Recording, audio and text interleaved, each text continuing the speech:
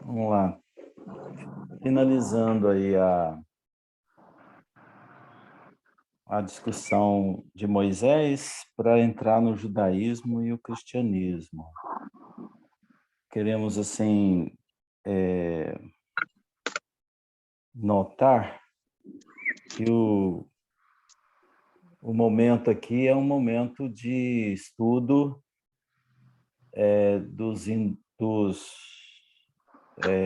dos iranianos, né?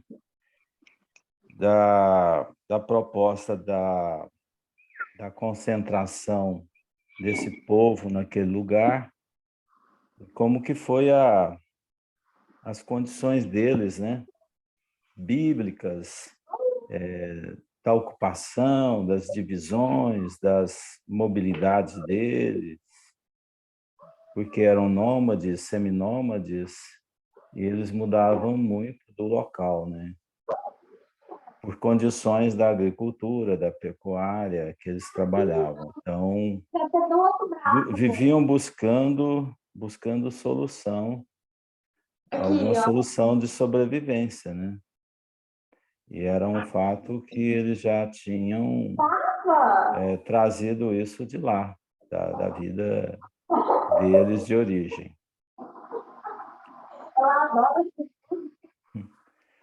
Tem um microfone aí. acho que é da Ana.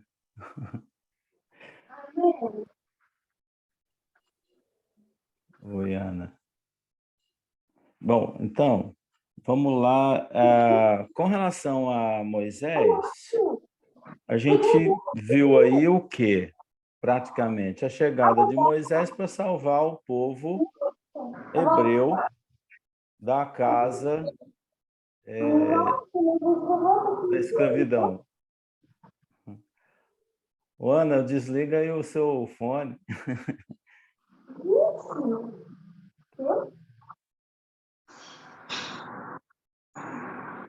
Tá, deve estar lá longe, lá, cuidando do neném. É. Ela está no hospital, liga para ela, que ela deve ter esquecido. Ela esqueceu de pôr no mudo. Ela esqueceu. Tá... Mas vamos lá, né? Eu acho que dá para ir conversando, assim mesmo. Aí a gente sabe que esse povo hebreu é um povo que, de certa forma, veio para a Terra com muito orgulho, né? Eles são orgulhosos e sentiram-se, assim, deixados de lado, né? Mas sentia-se que era o povo prometido por Deus. Então, não era um povo esquecido de Deus, tanto é que eles eram muito fechados entre si. Aí a gente começa a ler aqui o judaísmo e o cristianismo. Então, vamos lá fazer essa leitura, quem se habilita a fazer. Bom dia, Jaque. Bom dia, Lara. Quem se habilita a fazer a leitura? Posso ler. Então, lê. O judaísmo e o cristianismo. Estudando-se a trajetória do povo israelita, verifica-se que o Antigo Testamento é um repositório de conhecimentos secretos dos iniciados do povo judeu, e que somente os grandes mestres da raça poderiam interpretá-lo fielmente nas épocas mais remotas.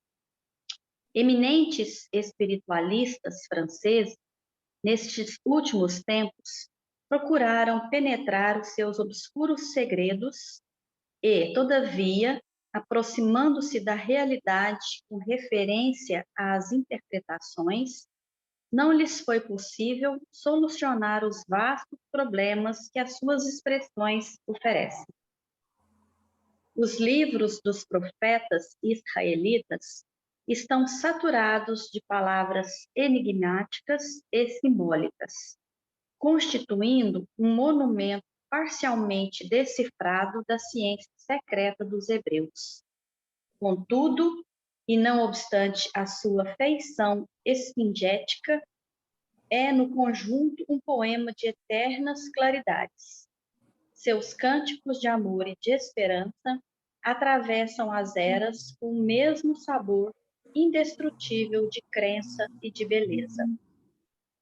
É por isso que, a par do Evangelho, está o Velho Testamento tocado de clarões imortais para a visão espiritual de todos os corações. Uma perfeita conexão reúne as duas leis, que representam duas etapas diferentes do progresso humano. Moisés, com a expressão rude da sua palavra primitiva, recebe do mundo espiritual as leis básicas do Sinai, construindo desse modo o grande alicerce do aperfeiçoamento moral do mundo.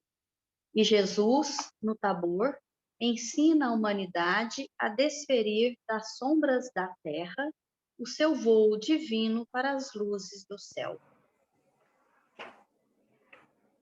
Então, nós estamos falando aí de duas leis básicas, né, da transformação para a transformação do homem na Terra, principalmente se tratando desses que vieram degradados para o planeta, principalmente porque os terrenos teriam muito mais amplo tempo para evolução, porque ainda estava muito na infância, né, da humanidade a sua construção. Então, o recado mais rápido aqui seria para os que vieram, que foram em grandes números, né? Praticamente o nosso planeta, vamos dizer assim, ele é capelino.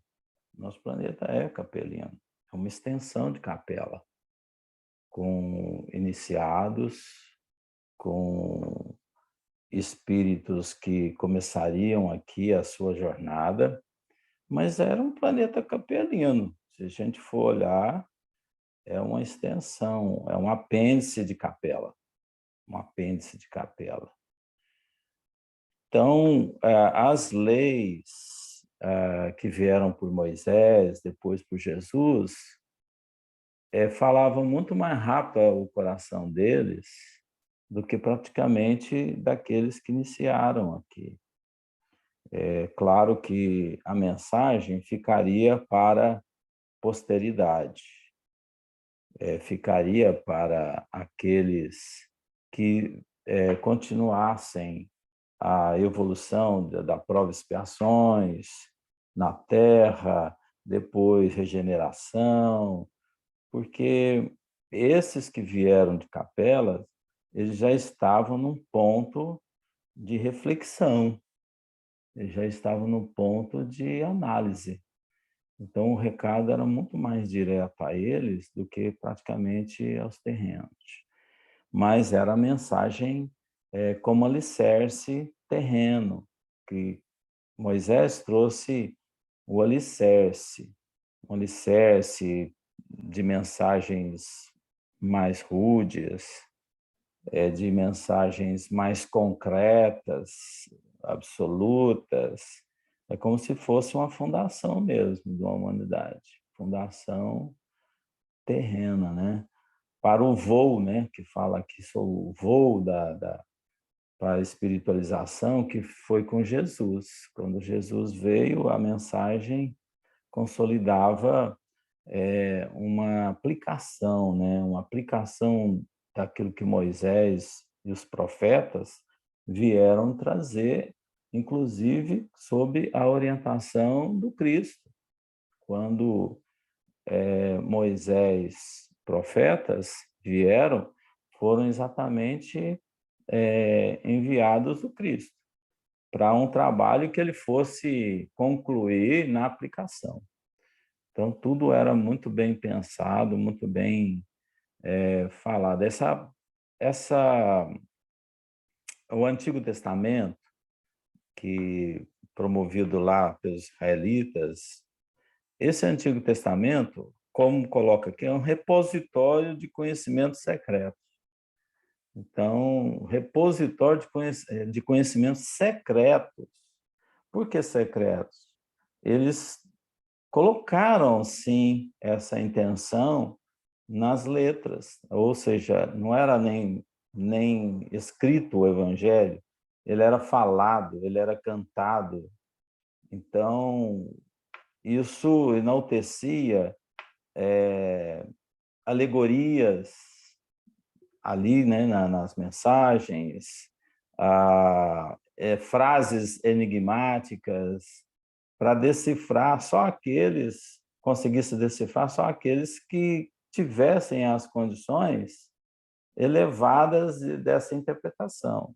Até hoje é assim, né? Se você pega o evangelho, se você não tem um preparo espiritual, você não consegue ver, não consegue sentir a profundidade daquelas palavras. Então, simbologias, é por isso que é muito difícil. A gente comentou aqui sobre a novela e tudo mais na semana passada.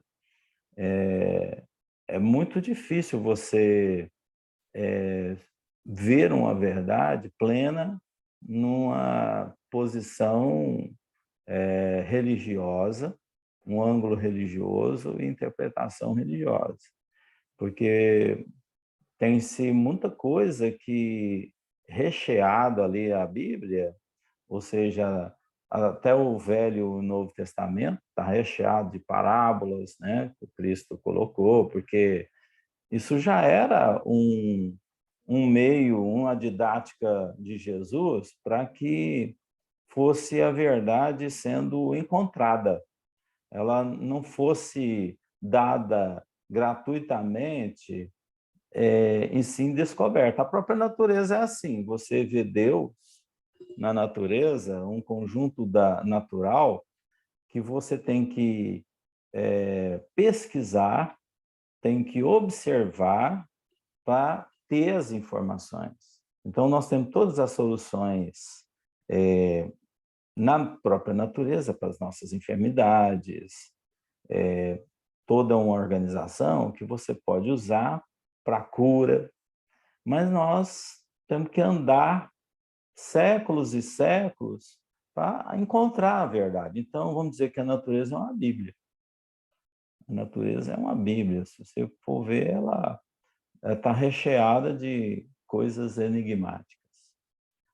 Para você encontrar a verdade nela. Uma sociedade também, você encontra pensamentos diferentes, línguas diferentes, mas isso faz com que grupos cresçam se comunicando, porque não adianta você fazer uma torre de Babel,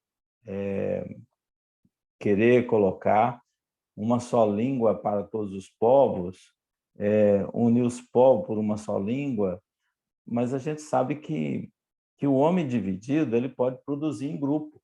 Kardec fez isso quando, na codificação, ele colocou uma fala lá em Obras Póstumas, que nós teríamos que ter pequenos grupos de estudos, menos grupos maiores, mais grupos pequenos para se comunicar, se entender nas mensagens, mas se constituíssem grupos, onde tivesse um ou mais reunido em nome dele, ali ele estaria.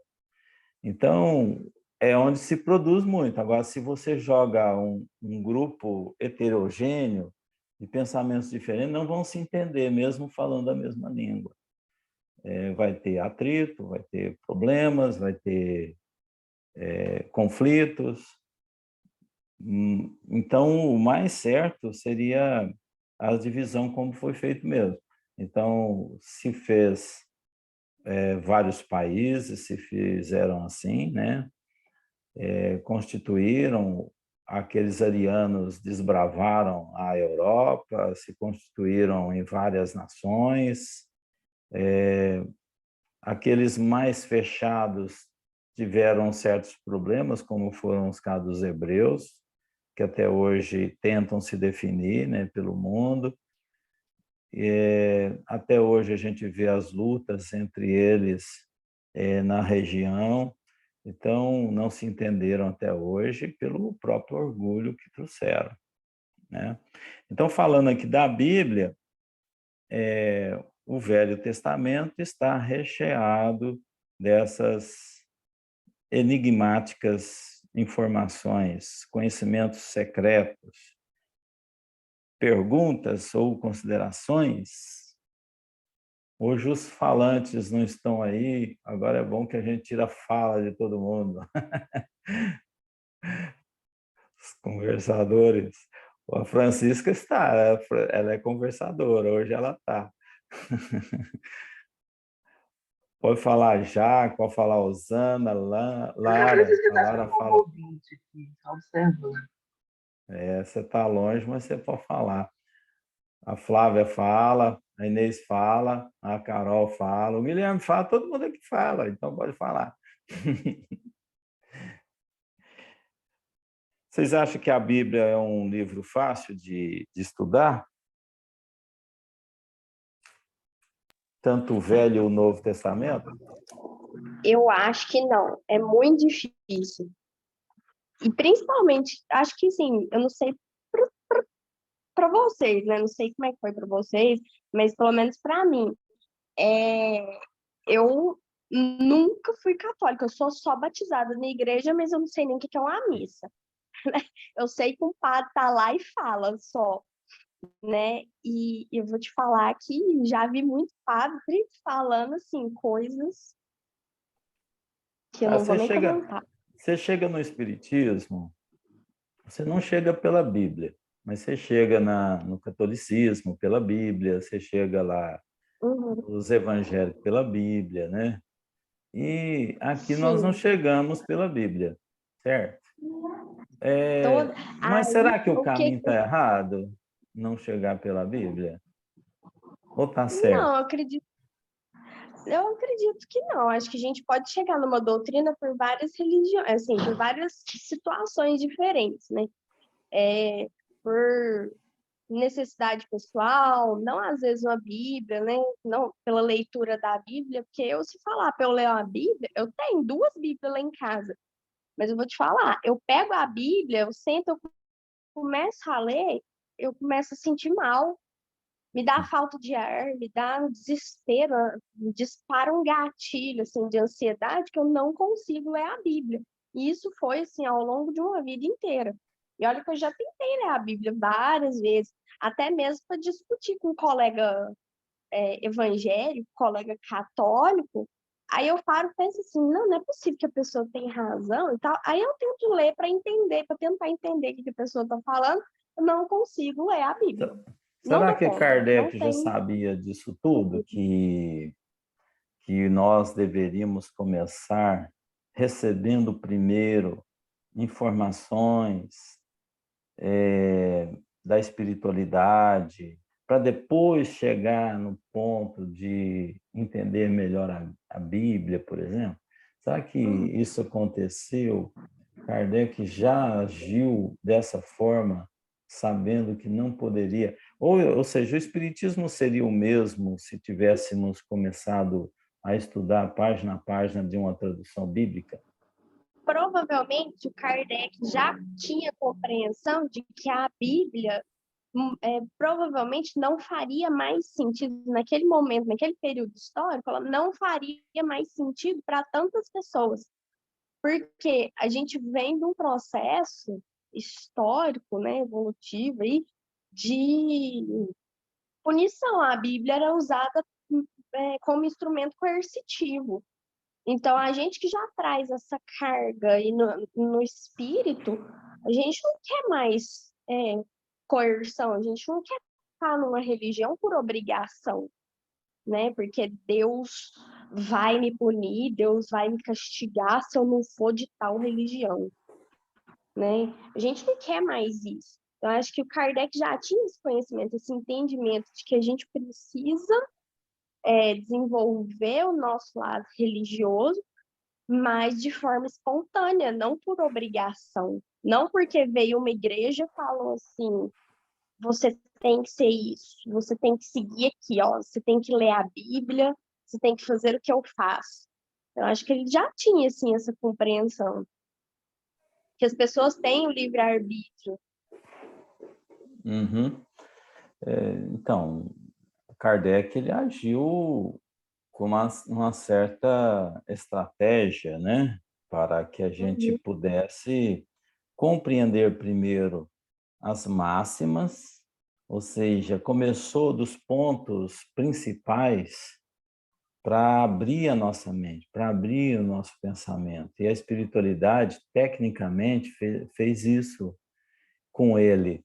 Ele, como codificador, codificou pensamentos, ideias vindas de gente que era mais evoluído. Então, por exemplo, os espíritos que ditaram as explicações eram espíritos com mais visão, então, do que a nossa. Se a gente pegasse diretamente a Bíblia, nós poderíamos ter diferentes interpretações e não seria o mesmo espiritismo. Com certeza não conseguiríamos ser além do que a gente já era em outras crenças, porque já tínhamos essa visão anteriormente quando sentávamos em bancos de religiões do passado.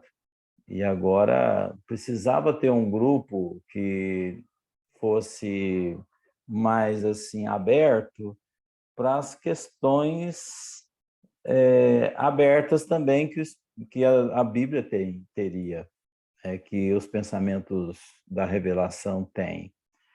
Então, enxergar isso realmente teria que ter mais informações. E a espiritualidade fez isso para nós primeiro, no primeiro momento, né? Pegando mais o Evangelho do Cristo, para depois chegar em informações mais profundas dos códigos, né, que tem ali obscuros dentro do Velho Testamento. Hoje até eu falei na semana passada, comecei a falar sobre Adão e Eva, né? Então, como se entende isso, né, dentro da doutrina espírita? Há pouco tempo a gente ouvia muita besteira sobre isso, que tinha até projeções grandes, né, sobre as questões que se definem em outras crenças, né, quanto a isso. Então a gente sabe que nada mais são do que povos que vieram, né, há 6, 5 mil anos atrás, sendo que o homem surgiu há 600 mil anos.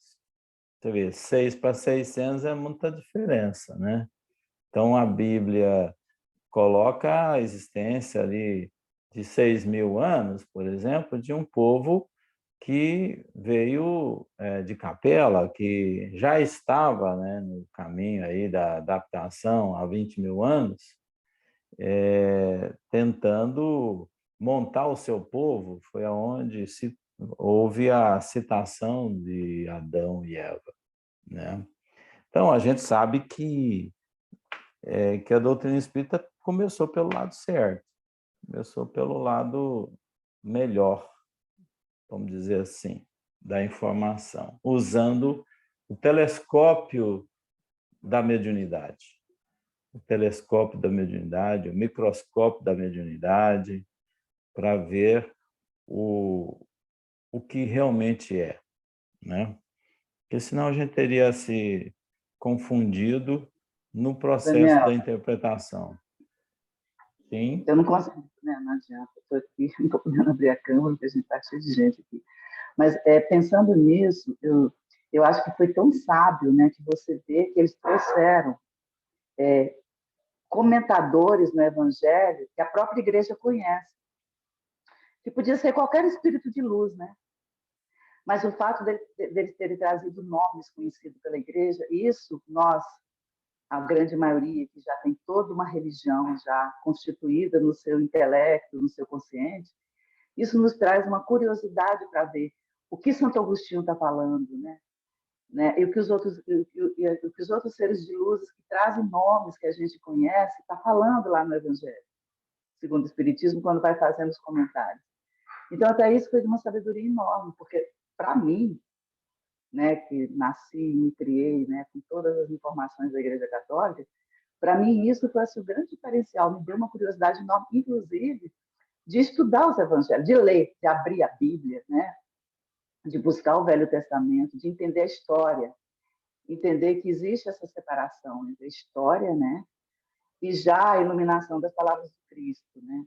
Então, assim, eu acho que a doutrina me deu tudo isso que a gente já sabe, que já era comentado, né, que é comentado, inclusive, nas religiões, mas a doutrina espírita trouxe isso com uma didática tão boa, que, para mim, né, para minha percepção, foi assim, é como se tivesse tirado um véu mesmo, né, aquela coisa meio turva, né, dos olhos. Foi, assim, para mim, foi tudo que fez com que eu buscasse, inclusive, estudar outros tipos de religiões, começar a entender sem nenhum preconceito, né?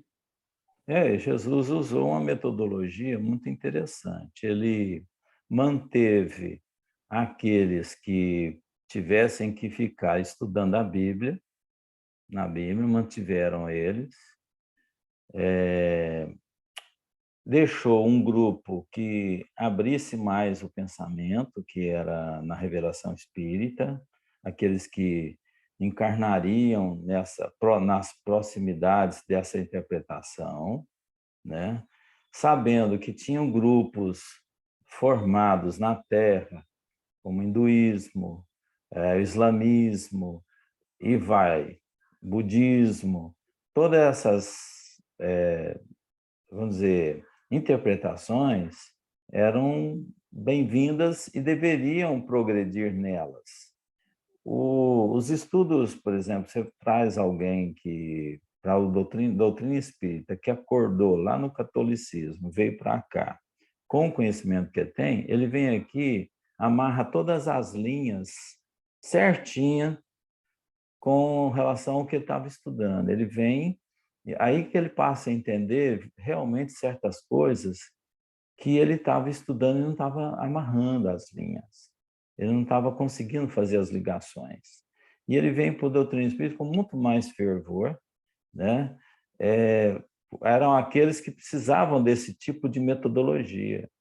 Primeiro estudar o básico ali, navegar nos princípios, né? E tem aquele espírita que veio na doutrina que entende tudo, que sabe tudo, mas quando ele chega lá nos estudos bíblicos, ele tem que ainda se aperfeiçoar. Então, é uma via contrária para um, para outro, porque é importante ver que o sentido é o mesmo, encontrar uma verdade, decifrar esses enigmas divinos, né, que estão à nossa volta, do entendimento de nós mesmos, entendimento das coisas. Então, essa técnica aí foi muito legal, porque mantiveram aqueles que realmente pensavam nos estudos, através dos evangelhos, através do Torá, seguindo a risca, mas falta pouco para eles conseguirem amarrar. Se eles acordarem, vai ser fácil para eles amarrar tudo e descobrir que caminho que estavam andando. Vai ser mais fácil, talvez, para eles. Daniel, como é difícil para a gente, quando a gente começa a descobrir a verdade, igual eu sou um dos que nasceu católico, né? E descobri o Espiritismo, conheci o Espiritismo. A dificuldade que a gente tem de aceitar, a saber de tanta coisa e ver tanta gente ao nosso redor, pai, mãe, irmãos, ainda com o véu sobre a sua visão, e chega a dar uma agonia no início. Até a gente aceitar que tem aquela questão do fuso horário, de cada um no seu fuso, né? Cada um no seu tempo vai descobrir. E como o Chico falava, não, se o fulano não acredita em reencarnação, não preocupa, não. Quando ele desencarnar, ele vai acreditar. Então, assim, é no tempo de cada um, e na maioria das vezes a gente não vai ver. A gente tem mania de querer ver no nosso tempo as coisas acontecerem. E às vezes demora mais um pouquinho, o tempo de cada um, né? Exatamente, você tem que esperar amadurecer, igual você faz com os filhos. Não adianta você querer apressar um filho, sendo que ele está vendo um mundo de ilusão, sendo que ele está vendo isso todo dia. Ele está maravilhado com as coisas que ele consegue perceber, mas alinhar isso aí é uma ciência. Ele conseguir fazer isso com a verdadeira vida, o verdadeiro sentido da vida, é uma ciência. A gente só consegue isso com a idade. Você consegue mais se desenvolvendo na vida. Aí que você consegue amarrar as linhas. É um crochê. Então, o ponto, fazer o ponto ali, conseguir fechar. Você está indo, você está fechando, mas a hora que você conseguir fechar, fala, não, que maravilha, né? Que é o conhecimento. Então, cada um tem uma trajetória diferente e nós devemos respeitar isso. Não forçar, porque não adianta forçar. Claro, você vai ser sempre aquele que está falando, oh, faz esse ponto aí. Não, não quero saber desse ponto, não, vou fazer diferente. Aí faz o ponto, depois volta o ponto, né? Então, educação é assim, é uma repetição, reencarnação é uma repetição. Então, para que você fixe uma ideia real, você tem que estar passando por pontos de vista, construindo pontos de vista. É isso aí. É engraçado também que a gente não consegue observar só depois de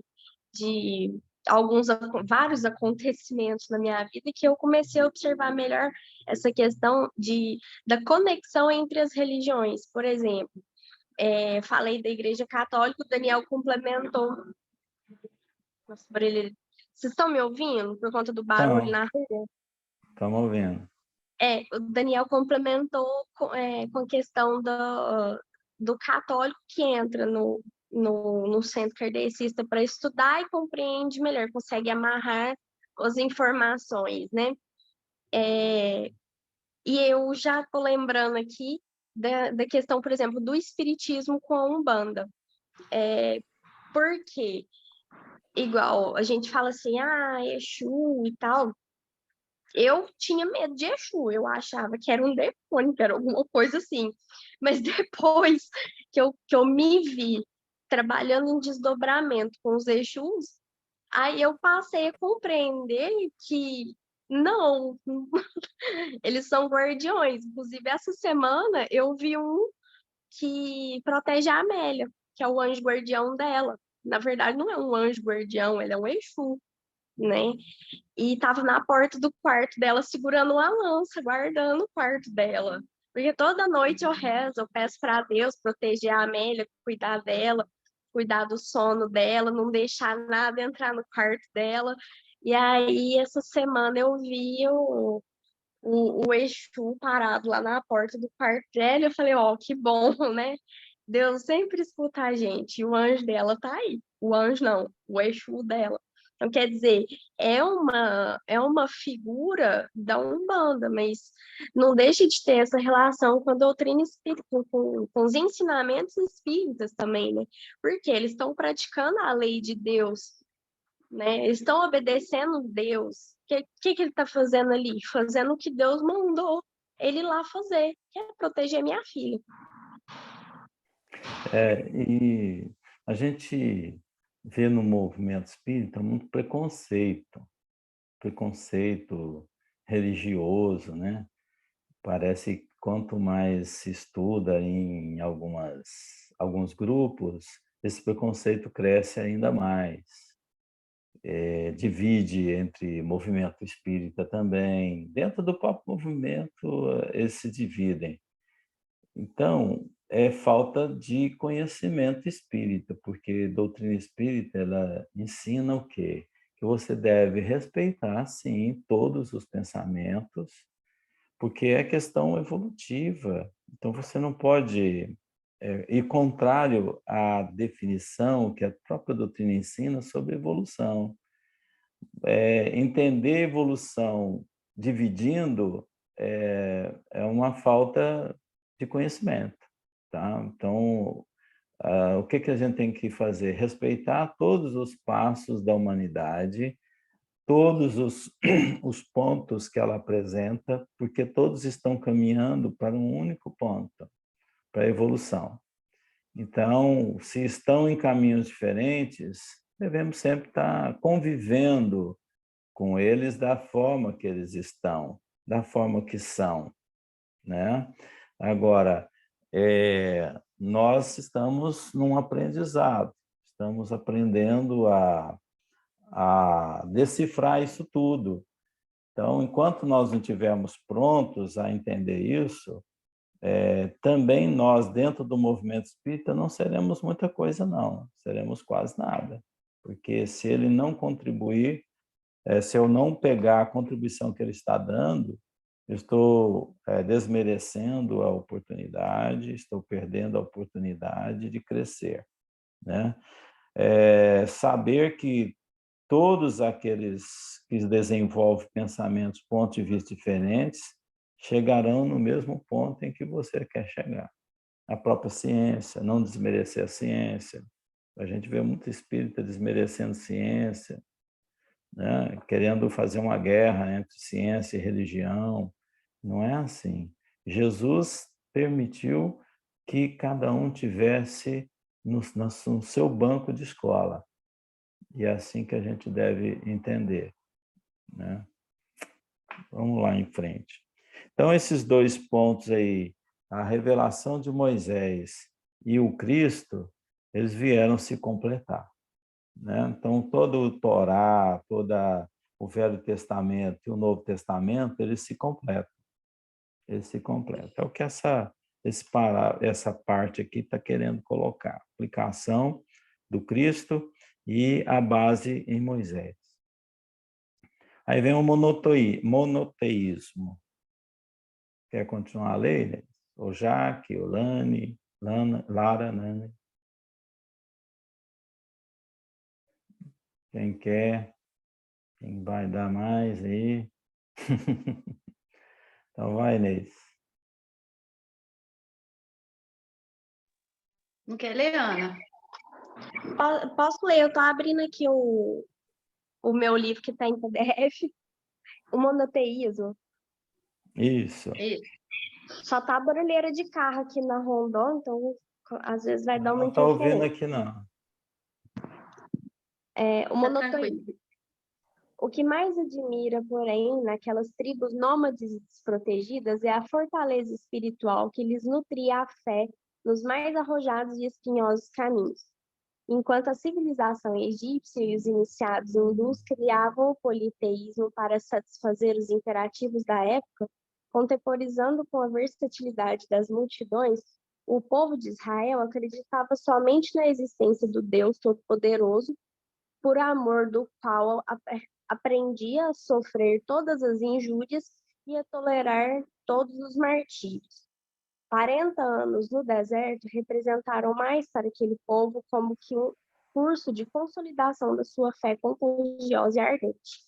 Seguiu-lhe Jesus todos os passos, assistindo-o nos mais delicados momentos de sua vida. E foi ainda sob o palio da sua proteção que se organizaram os reinos de Israel e de Judá na Palestina. Todas as raças da terra devem aos judeus esse benefício sagrado que consiste na revelação do Deus único, Pai de todas as criaturas e providência de todos os seres. O grande legislador dos hebreus trouxera a determinação de Jesus com respeito à simplificação das formas iniciáticas para a compreensão geral do povo. A missão de Moisés foi tornar acessíveis ao sentimento popular as grandes lições que os demais iniciados eram compelidos a ocultar.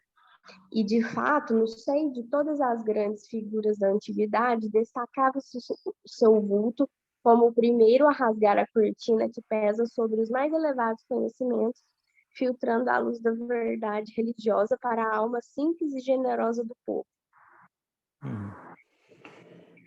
O que tinha, então, nas tribos nômadas e desprotegidas? Era a fortaleza espiritual que lhe nutria a fé. Então, eles tinham fé, gente. Aí, falando em fé, a gente sabe que a fé está em tudo, não tem jeito de não estar, mas ela tem graus, né? Vamos dizer, compreensão daquele que está abrindo a consciência.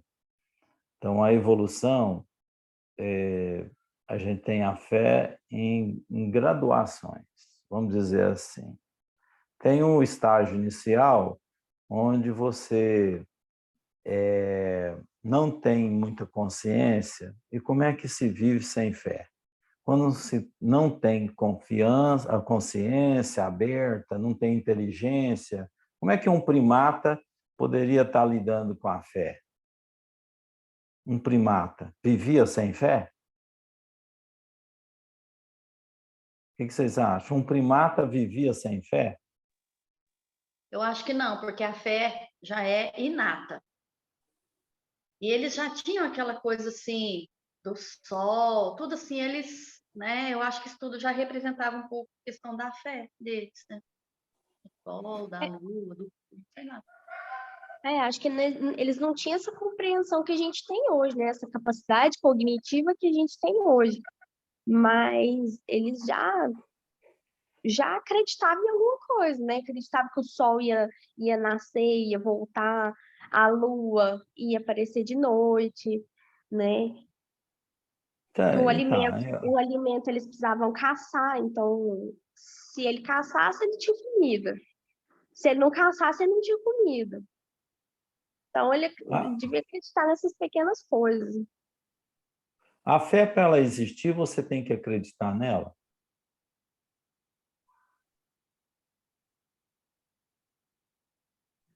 A Eu fé acho que, a tem princípio, a pessoa pode até pensar que sim, que tem que acreditar nela, mas às vezes ele tem fé sem saber que tem. Não pode acontecer isso? Um animal tem fé? Ah, não, aí eu não sei, porque aí ele já não tem o raciocínio, né?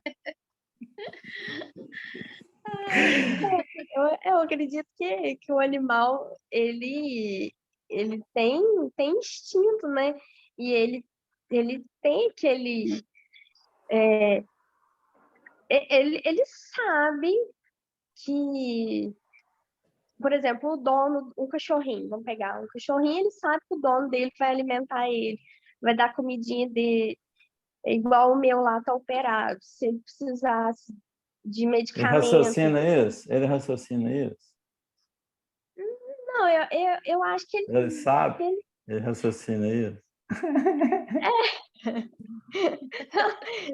ele confia, ele tem fé, é instintivo. Porque, Ah, por exemplo, essa confiança nasceu da onde? da fé, né? Do instinto, da fé, de conhecer o dono. Por exemplo, o cachorro ele escolhe o dono. O meu me escolheu, porque ele sabe que o dono dele não dá nem comida para ele, nem comida, nem água. Agora, esses dias que eu estou no hospital, ele deve estar alimentando o cachorro, senão ele já tinha morrido. Mas e aí, quem faz tudo no dia a dia, ele sabe que não é o dono dele, sou eu. Então ele já sabe em quem que ele vai para pedir comida, em quem que ele vai para pedir água, em quem que ele vai quando ele está com medo de noite, que cachorro nunca viu um Tá, bicho então medroso vamos lá para a floresta. Vamos lá para a floresta. Você não está lá na floresta. Aí o Não, eu não estou passarinho na está lá. floresta. Aí o passarinho está lá. O passarinho lá da floresta tem fé. Ele não tem dono lá, não tem um homem para cuidar dele. Ele tem alguma força interna nele que o faz existir. Eu acho que ele sente, né? Ele Pessoal, tá sente. aberto o diálogo aí, gente. Pode falar. Acho que ele Isso sente aqui é importante, inclusive, para a gente realmente perceber a nossa força de dentro de nós. Caminho da Luz é para isso também, né? Só para ver história, fatos, não, é para ver a transformação nossa. Eu vou dar um exemplo de uma pombinha que caiu lá na casa, lá na piscina do meu sogro. Domingo foi aniversário do meu sogro. e lá tem uma parreira. A pombinha caiu dentro da... Oi, só um minutinho. A pombinha caiu dentro da piscina dele e não tinha ninguém lá no fundo, só eu vi a pombinha. Falei, meu Deus, o que eu vou fazer? Que eu detesto pegar passarinho.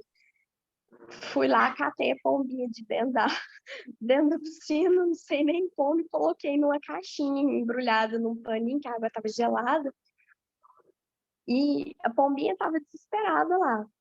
E se ela Mas tivesse ela, caído num rio e não tivesse nenhum homem para salvar? aí ela sabia que ela ia morrer, né? Ou não, de certo, né? Porque o animal também ele não tem esse conhecimento da morte, não tem esse entendimento. Daniel, Hum. eu penso assim que os animais, a fé como a gente entende, assim, eu acho que eles não têm, não, né? Porque assim, não é um raciocínio lógico. Mas já falando assim, talvez dos primeiros homens, dos primeiros primatas, talvez sim, eles já teriam um nível de fé, até mesmo pelo desenvolvimento ali do sistema de raciocínio deles. Fé, assim, em coisas básicas, né? Por exemplo, sabe que teria algo divino, por exemplo, como trovão, chuva, né? Eles não têm conhecimento, mas eles sabiam que é algo que está acima deles. Ô, Lara, é difícil viver sem raciocínio? Aí entra o instinto, né? A gente voltando para os animais, aí é o instinto, e Você ele acha que o que mantém. instinto, você acha que o instinto não seria uma forma de dar sustentabilidade por não raciocinar ainda, estar na mão divina? Ou Sim, seja, se sim, você está na mão divina, existe uma proteção independentemente se eu creio ou não. sim. Mas eles não têm consciência disso, né? Que tenha algo superior cuidando deles. Aí a gente entra no outro capítulo, né? Questão da consciência, evolução da consciência. Mas existe um amparo divino, independentemente se ele crê ou não crê. Então, de certa forma, a, a fé é um encontro racional que nós temos de uma coisa existente, que está dentro de nós. Então, todos nós devemos confiar na potencialidade divina que existe dentro de nós. Ela já existe. Deus nunca deixou qualquer indivíduo sem essa proteção, sem essa proteção. Então, você vê que a humanidade inteira caminha, independentemente se o indivíduo tem fé ou não. As coisas acontecem na natureza, independentemente se o homem tem fé ou não. Ela acontece. Então, há uma força divina que rege a tudo, independentemente do nosso despertar da consciência. Deus não deixa Entendeu? ninguém para trás, né? Não deixa. Então, a fé, como diz a Inês, ela é inata. A gente define com a palavra fé aquilo que a gente passa a reconhecer uma força dentro de nós. Essa seria a diferença, né? Quando há um indivíduo que tem fé, porque vamos colocar aqui aqueles que são de outras crenças que não têm a fé chamada raciocinada. A gente chama de fé raciocinada aquela que está dentro dos parâmetros espiritistas, né? Que se consegue enxergar a verdade pela razão exata da nossa verdade, daquilo que a gente tem como revelação. Mas a gente também tem que ver que a fé não raciocinada, ela é fé não raciocinada, mas ela é fé, né? Então você tem uma fé raciocinada e tem uma fé não raciocinada.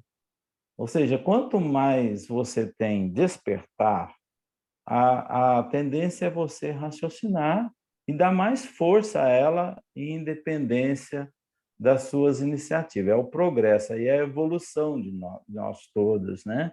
Saber caminhar com as nossas próprias pernas.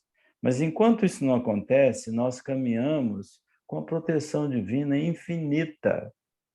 Não se tem ninguém, nem o pássaro que caiu lá no rio, sem nenhum humano para tirá-lo da água, se ele morre, né, afogado ou bateu a cabeça numa pedra, não significa que ele não está protegido, que ele esteja sem a proteção divina, né? Então, o passarinho poderia olhar para o outro e falar para ele, né? Assim, nossa, que vida estranha essa nossa, nós não temos sentido de viver. Não, eles têm sentido de viver, sim. Eles não têm a racionalidade que nós já encontramos, mas eles têm uma energia de vida dentro deles, de viver, de sobreviver e de caminhar.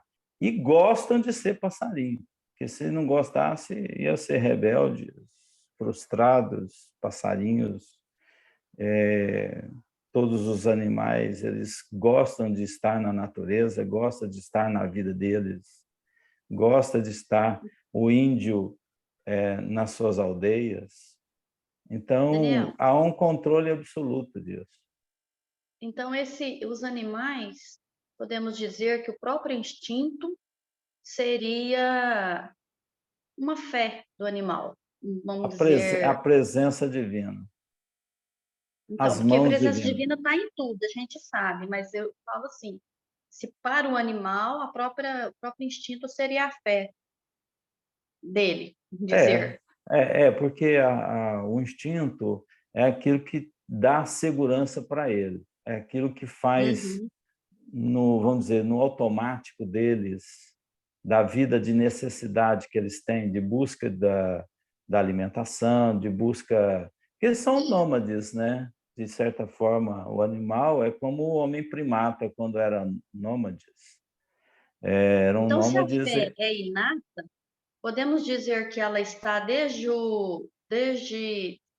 eu não digo no mineral, mas será que no vegetal? A própria busca da planta pelo sol, podemos dizer que ali já está a presença inata da fé?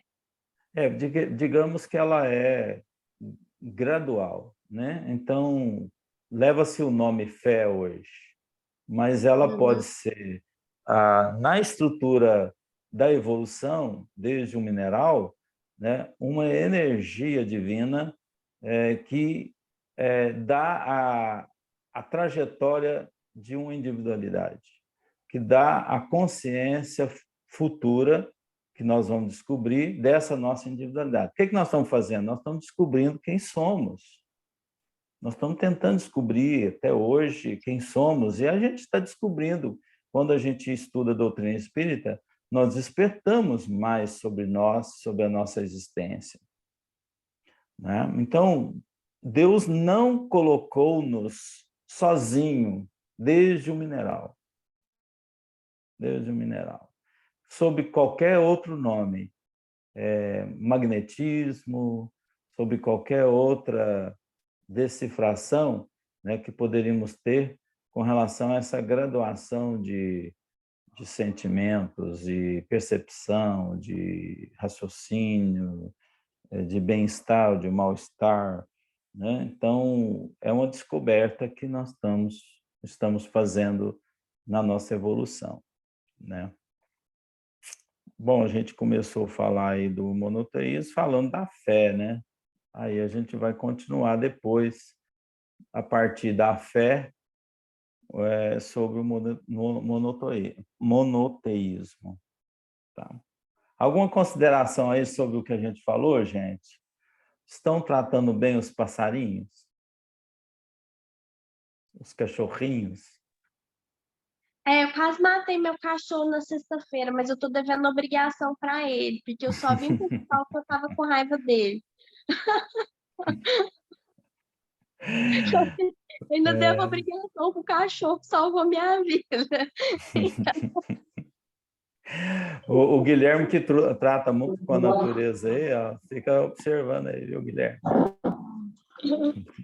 Eu enxergo Deus na natureza o tempo todo, cara. O maior alimento para a fé que existe é essa admiração pela criação dele.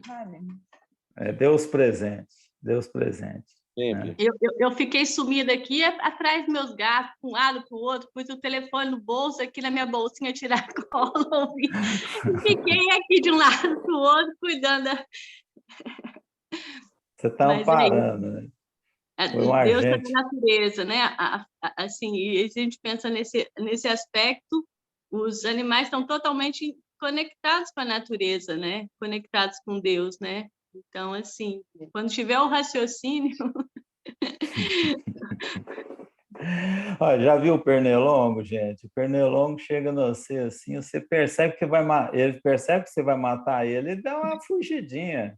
Ele foge, ele esconde, ele camufla no escuro, né? Então, há uma ação divina que é permanente neles. Há uma ação divina permanente. Eles são conectados com Deus. Na hora que tiver um Olha, pouquinho de raciocínio, eles desconectam. são filhos dependentes de Deus, né? Então, nós que estamos sendo humanos hoje, a gente está aprendendo a ser desmamado, né? Mas ter a força ligada com o religare, ou seja, você tem que aprender a se ligar a Deus. Religar é para nós, é de aprender a ter essa confiança que existe já dentro de cada um, né? Fazer brotar essa fé que está dentro de cada um de nós, né? Que Deus existe, que está no nosso caminho. Hoje nós temos essa consciência, né? Então, gente, finalizamos aqui. Fala, Fran. Com o tempo a gente já vai nem matar os bichinhos para comer, né? A gente já vai comer outras coisas, os bichinhos vão viver até acabar o seu tempo. Estou rezando para esse tempo chegar. Vai chegar, já está chegando aos poucos, vai chegando aí, né? Mas está longe, viu, Fran? Vai ter muita... Mas eu acho que é tudo paulatinamente, né? A gente já tem comunidades que faz isso. Acho que com o tempo, né, a coisa vai se organizando, a gente desencarna, reencarna, vai entendendo e a coisa vai acontecendo. Uma hora a gente chega lá. A ciência vai nos ajudando isso, né? A ciência ajuda a gente a entender isso. Com certeza. Adorei ficar esse tempo com vocês aqui. Eu estava ouvindo atentamente, só não podia abrir a câmera. Então, feliz férias para você, feliz dia para todo mundo aí. Vamos, semana que vem nós estamos aí juntos de novo. Um abraço. Tchau. Assim, não vai dar para eu entrar, não, tá? Eu vou sair agora, eu não consigo entrar, você fala com o pessoal lá, tá bom? Vai passear. Oi? Não entendi. Não vai dar para eu entrar no próximo estudo, porque eu vou estar em trânsito, eu vou sair agora, tá? Então, Beijo eu aviso. todo mundo. Tá bom. Fique com Tchau, Deus, tchau, gente. gente. Bom domingo. Tchau, tchau. Bom dia, bom domingo, Bom dia. boa melhoras, Ana.